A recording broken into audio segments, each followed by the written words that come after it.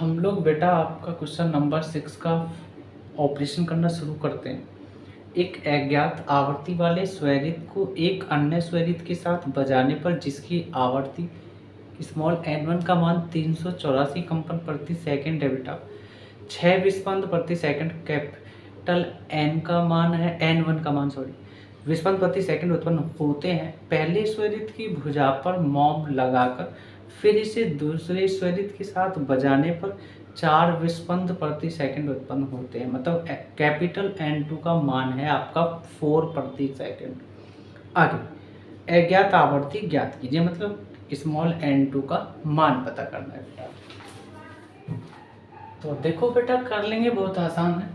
पहले स्वरित की आवर्ती n1 स्मॉल 1 384 प्रति सेकंड, स्वरित के साथ विस्पंद प्रति सेकंड उत्पन्न कैपिटल n1 का मान 6 प्रति सेकंड है बेटा। अज्ञात आवर्ती n2 small n1 small plus minus capital n1 कर लेंगे इसको हम लोग।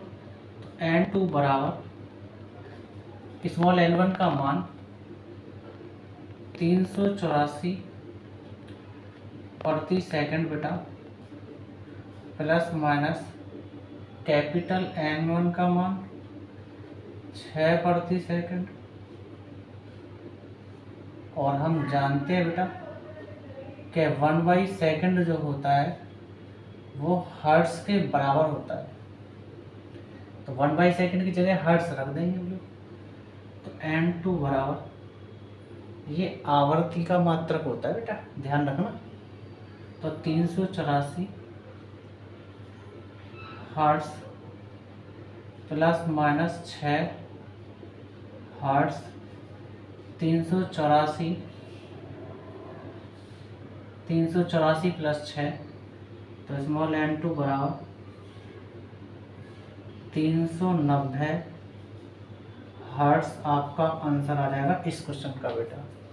अब क्या कह रहा है कि अगर हम पहले स्वरित की भुजा पर मॉम लगाते हैं, लगाकर फिर इसे दूसरे स्वरित के साथ बजाने पर प्रति सेकंड विस्पंद कैपिटल N2 का मान 4 गुणा 1/सेकंड हो जाएगा।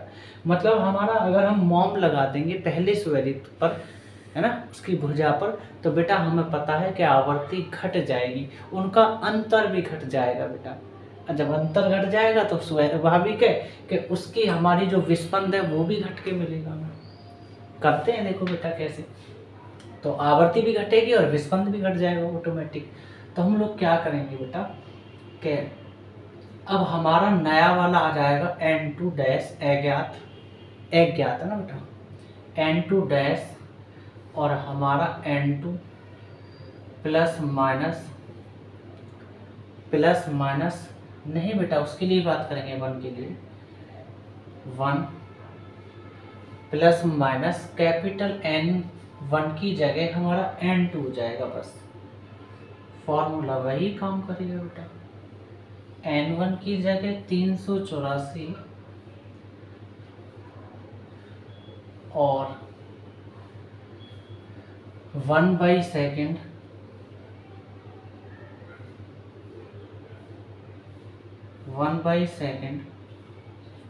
प्लस माइनस कैपिटल N2 का मान 4 गुणा 1/सेकंड, तो n2 डैश 384, इसे बताने की कोई ज़रूरत नहीं है क्योंकि हर्ट्ज बन जाएगा। क्यों? इसके कारण। तो प्लस माइनस 4 हर्ट्ज और 384 और 4, तो n2 डैश मिलेगा 388 हर्ट्ज। और बेटा आपको दिख रहा है कि उसकी जो अज्ञात आवर्ती है इसके मुकाबले कम आ रही है ना, तो इसलिए बेटा ये अधिक है, तो यही आपका आंसर हो जाएगा। अब हम बेटा 7वें को करते हैं। तो 7वां करते हैं बेटा हम लोग, 2 स्वरित द्विभुज A व B स्वर मेल यूनिसन में है बेटा। अच्छा, B की आवर्ती स्मॉल NB का मान 256 हर्ट्ज है। जब A की भुजाओं को रेती से थोड़ा सा रेत कर B के साथ साथ बजाते हैं तो प्रति सेकंड 4 विस्पंद सुनाई पड़ते हैं बेटा। कैपिटल एन बी का मान दे रखा है हमको। रेतने के बाद ए की आवर्ती क्या है, मतलब स्मॉल एन ए का मान पता करना है, इसको भी कर लेंगे।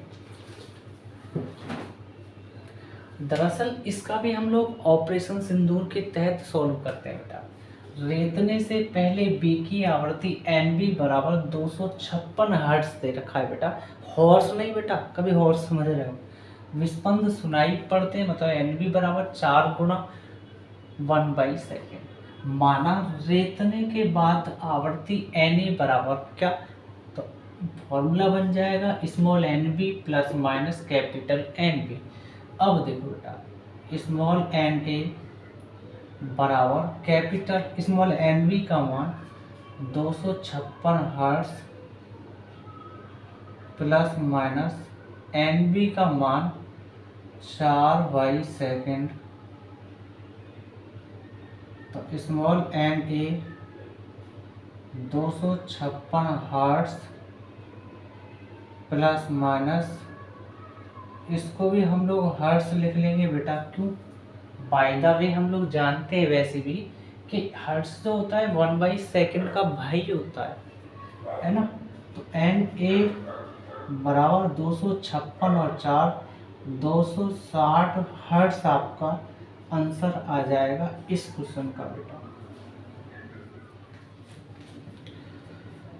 हम लोग बेटा आपका क्वेश्चन नंबर 8 को फोड़ना, तोड़ना, जोड़ना, मोड़ना सब कुछ करना शुरू करते हैं।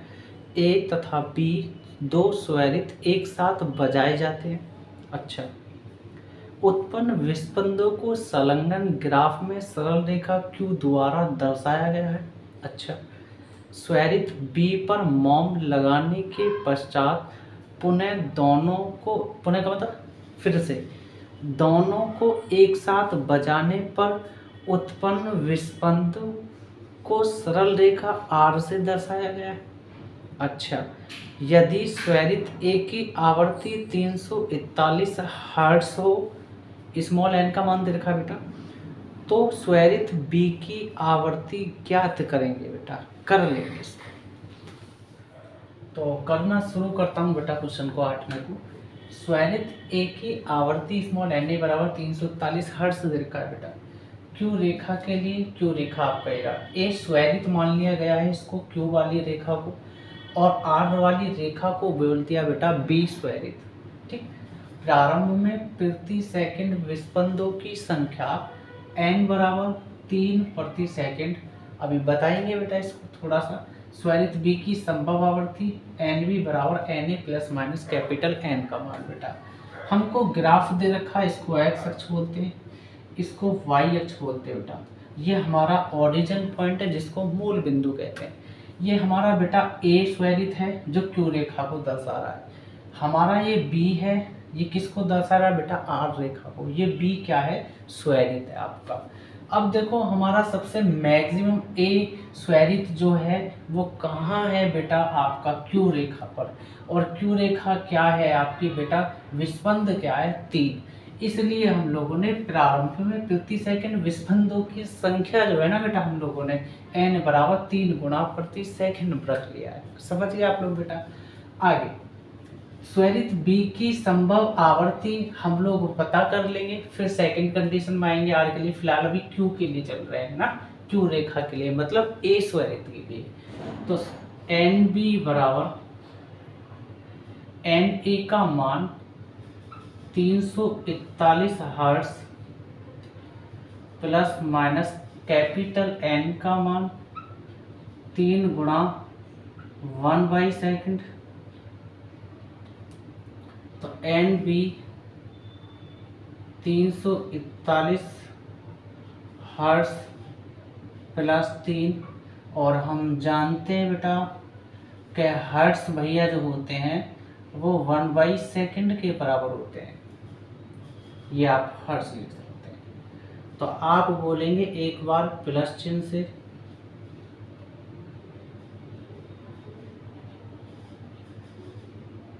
और एक बार माइनस चिन्ह से बेटा।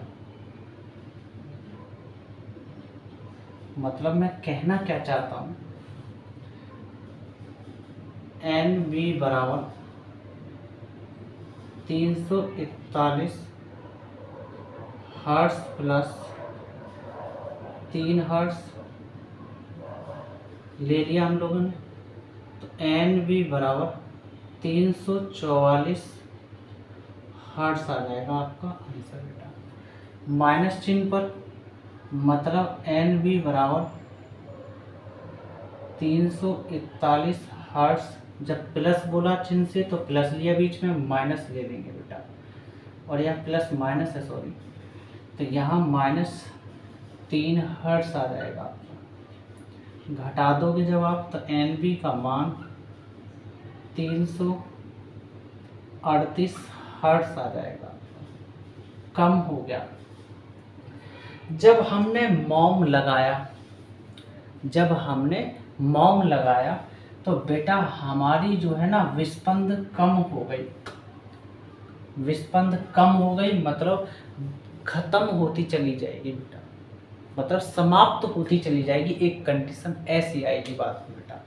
उसके बाद हमारा जो उसका टाइम पीरियड है, उसकी जो आवर्ती है, उसकी जो फ्रीक्वेंसी है, वो भी बेटा कम होती चली जाएगी।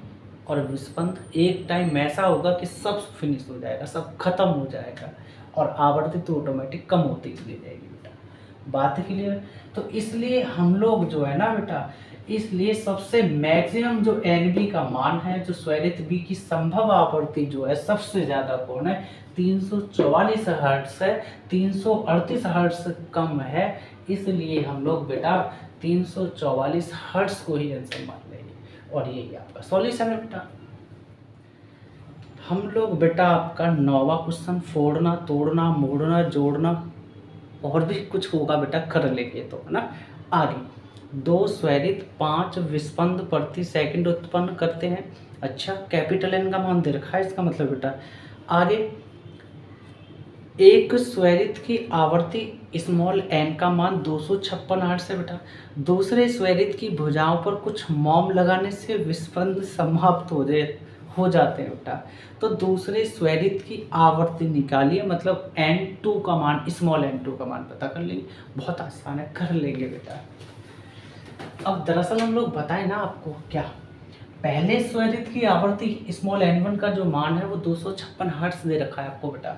2 स्वरित की विस्पंद प्रति सेकंड उत्पन्न करता है, मतलब कैपिटल एन का मान है आपका 5 × 1/सेकंड। दूसरे स्वरित की आवर्ती n2 का मान n1 small plus minus capital है। कर लेंगे इसको बेटा। n2 इक्वल n1 का मान 256 हर्ट्ज और plus minus n capital 5 × 1/सेकंड। n2 बराबर 256 हर्ट्ज प्लस माइनस 5, लेकिन 1/सेकंड का रूप दूसरा क्या होता है, हर्ट्ज होता है, तो हम लोग बेटा हर्ट्ज रख लेंगे। तो n2 बराबर 256 और 5 कितना हो जाएगा, 256 और 5 कितना हो जाएगा बेटा, 261 आंसर आ जाएगा आपका इस क्वेश्चन का। 261 हर्ट्ज आपका आंसर बेटा। एक स्वरित ए की आवर्ती बेटा स्मॉल एन का मान दे रखा 256 हर्ट्ज। जब इसको अज्ञात आवृत्ति के स्वरित पी के साथ बजाया जाता है तो प्रति सेकंड 4 विस्पंद उत्पन्न होते हैं। अच्छा, कैपिटल एन का मान दे रखा बेटा। जब ए की भुजा पर कुछ मॉम लगा देते हैं तो प्रति सेकंड 1 विस्पंद सुनाई पड़ता है। ए की भुजा पर ही थोड़ा सा और मॉम लगा दिया बेटा, लगा देने पर विस्पंदों की संख्या प्रति सेकंड 1 ही रहती है, कोई चेंजिंग नहीं है बेटा। बी की आवर्ती ज्ञात कीजिए, मतलब स्मॉल एन बी का मान पता करना है। दूसरी बार मॉम लगाने के बाद ए की आवर्ती कितनी होगी, कर लेंगे इसको। बहुत अच्छा क्वेश्चन बेटा। एक स्वरित ए की आवर्ती स्मॉल एन ए बराबर 256 हर्ट्ज। अज्ञात आवर्ती की स्वरित बी के साथ बजाया तो प्रति सेकंड विस्पंद उत्पन्न होता स्मॉल एन बी बराबर 4 प्रति सेकंड। माना अज्ञात आवर्ती बी स्वरित के लिए स्मॉल एन बी का जो मान है वो small N A plus minus capital N B होता है फॉर्मूला बेटा, ये भी बताएंगे आपको, फिलहाल इसको सॉल्व करते हैं। तो एन बी एन ए का मान 256 हर्ट्ज बेटा प्लस माइनस एन बी का मान 4 प्रति सेकंड,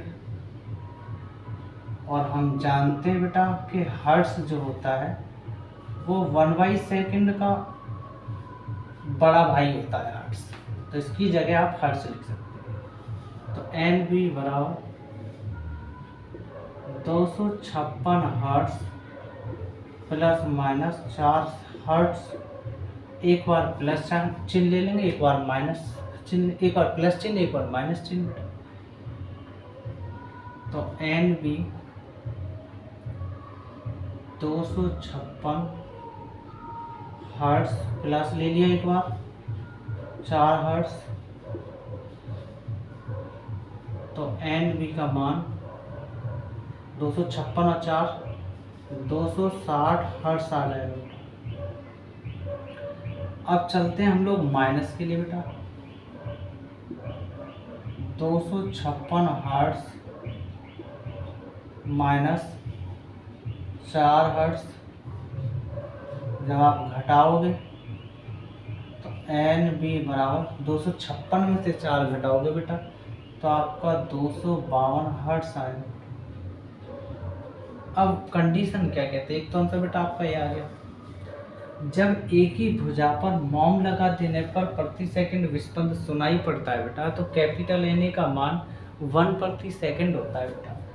आगे फिर बोला कि अगर हम दोबारा मॉम लगा दें कुछ हल्का सा, एक ही भुजा पर ही थोड़ा सा मॉम और लगा देने पर विस्पंदों की संख्या प्रति सेकंड ही रहेगी, जो कैपिटल एन ए का मान 1 प्रति सेकंड है बेटा वही बरकरार रहेगा, कोई चेंजिंग नहीं रहेगी। नई दूसरी बार मॉम लगाने के बाद एक ही आवर्ती जो होगी बेटा वो नई निकलेगी, अज्ञात एन ए डैश बराबर N B plus minus N ए।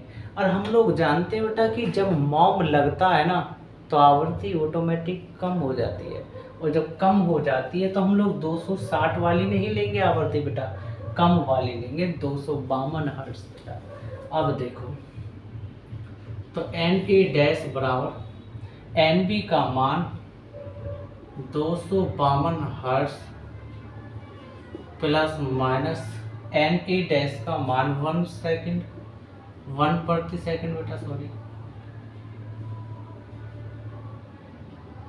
तो N A dash 256 hertz plus minus 1/सेकंड को आप लोग बेटा हर्ट्ज बोलते हैं, तो आप इसको हर्ट्ज कह सकते हैं। एक बार प्लस ले लेंगे, एक बार माइनस ले लेंगे, तो 256 हर्ट्ज प्लस एक बार प्लस ले लिया हर्ट्ज, तो ये हो जाएगा एन ए डैश 257 हर्ट्ज। तो ज़्यादा वाला तो नहीं लेंगे क्योंकि मॉम लग रहा है बेटा, आवृत्ति कम है, तो ये वाला नहीं लेंगे। और देखते हैं जरा, एक मिनट बेटा 256 है, सॉरी गलती से 256 ले लिया, वो 252 है ना। तो 252 और एक कितना हो जाएगा 253 बेटा हर्ट्ज। ठीक, अब एक बार हम लोग माइनस ले लेंगे यहाँ से, तो एन ए डैश बराबर आपका 252 हर्ट्ज, हम लोगों ने प्लस ले लिया, अब ले लेंगे माइनस बेटा, तो आपका 1 हर्ट्ज आ जाएगा। और जब आप घटाओगे 252 हर्ट्ज में से 1 हर्ट्ज, तो 251 हर्ट्ज आ जाएगा बेटा आपका। एन ए डैश बराबर 251 हर्ट्ज, और यही आपका आंसर है बेटा। हम लोग बेटा अब 11वां करते हैं। एक स्वरित की आवृत्ति 256 हर्ट्ज एन ए मतलब N1 का मान दे रखा है 256 हर्ट्ज, इसे दूसरे स्वरित के साथ बजाने पर कैपिटल N का मान दे रखा है 3 विस्पंद प्रति सेकंड सुनाई पड़ते हैं। दूसरे स्वरित की भुजा पर थोड़ा सा मॉम लगाकर उसे पहले स्वरित के साथ फिर बजाने पर 3 विस्पंद प्रति सेकंड सुनाई देते हैं। दूसरे स्वरित की आवर्ती क्या है, इसको हम लोग बेटा कर लेंगे। तो एक स्वरित की आवर्ती N1 बराबर 256 हर्ट्ज माना, दूसरे स्वरित की जो आवर्ती है वो N2 बराबर क्या, दूसरे स्वरित के साथ बजाने पर प्रति सेकंड विस्पंद सुनाई पड़ा, तो कैपिटल N2 बराबर 3 प्रति सेकंड दे रखा है बेटा। तो N2 बराबर N1 plus minus N2 capital का, तो N2 बराबर N1 की जगह 256 हर्ट्ज बेटा प्लस माइनस N2 का मान 3 प्रति सेकंड, N2 बराबर 256 और 3 259, या एक काम करो भी 256 हर्ट्ज प्लस माइनस इसको 1 सेकंड को जस्ट अभी बताया कि हर्ट्ज से लिख सकते हैं बेटा आप लोग, तो 3 हर्ट्ज 256 और 3 बेटा, तो N2 बराबर आपका आ जाएगा 259 हर्ट्ज, प्लस माइनस लिखो या मत लिखो, यहाँ आपका बेटा आंसर कंप्लीट सॉल्यूशन होता है। हाँ तो बेटा मेरी वीडियो आपको समझ में आई होगी ना। अगर आपको मेरी वीडियो समझ में आती है तो बेटा आप ज़्यादा से ज़्यादा मेरी वीडियो को शेयर करें और उनसे भी बोलें कि वो भी आगे शेयर करें बेटा। और मिलते हैं बेटा हम लोग अब नेक्स्ट पार्ट में, जब तक के लिए जय हिंद जय भारत।